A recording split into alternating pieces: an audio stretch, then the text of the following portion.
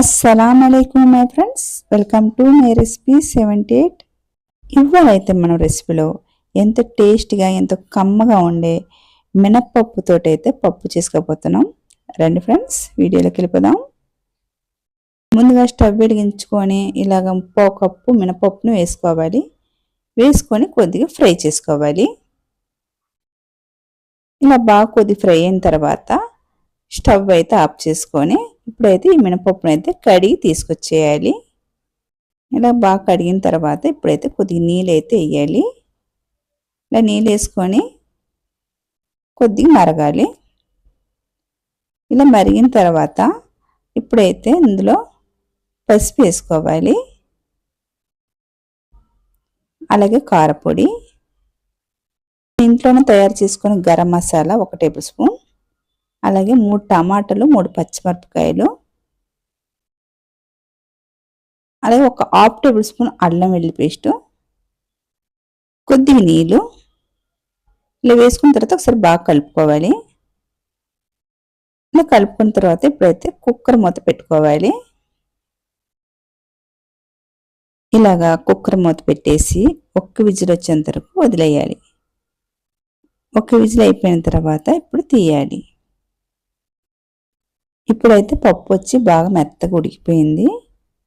ఇప్పుడు ఈ పప్పు గుత్తోటి కొద్దిగా బాగా మెదుపుకోవాలి. చూసారా, బాగా ఉడికిపోయింది. ఈ పప్పు గుత్తి తీసుకొని బాగా మెదిపేసుకుంటే మెత్తగా అయిపోతుంది. ఇలాగా ఇప్పుడు కొద్దిగా నీళ్ళు వేయాలి, అలాగే సరిపడ సాల్ట్ వేయాలి. ఇలా సాల్ట్ వేసుకున్న తర్వాత పప్పును కొద్దిగా బాగా ఉడికించాలి. నేనైతే గుడ్డు వేయకుండా చూపిస్తున్నాను.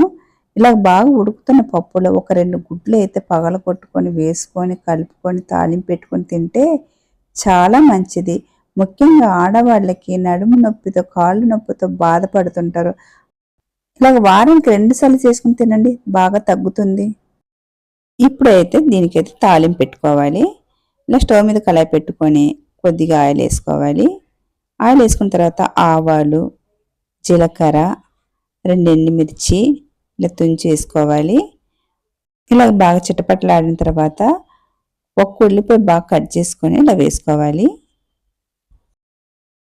ఇది బాగా కలర్ మారిన తర్వాత ఇప్పుడైతే కరివేపాకు వేసుకోవాలి. కరివేపాకు కూడా కొద్దిగా బాగా వేగిన తర్వాత కొద్దిగా ఇంగువ, స్టవ్ ఆఫ్ చేసేయాలి. ఇంగువ వేసేటప్పుడు ఏంటంటే స్టవ్ ఆఫ్ చేసుకోవాలి. ఇప్పుడు ఈ తాలింపుని పప్పులు వేసుకోవాలి. అంతే ఫ్రెండ్స్, ఎంతో టేస్టీగా ఎంతో కమ్మగా ఉండే మినపప్పు అయితే రెడీ అయిపోయింది. ఓకే ఫ్రెండ్స్, మీరు ఒకసారి ట్రై చేసి చూడండి. ట్రై చేసి చూసి ఎలాగొచ్చింది నాకు చెప్పండి. అలాగే నా రెసిపీ కనుక మీకు నచ్చితే కనుక లైక్ చేయండి, షేర్ చేయండి, అలాగే సబ్స్క్రైబ్ చేసుకోండి. చూసే ఎవరైతే ఒక లైక్ అయితే కొట్టండి.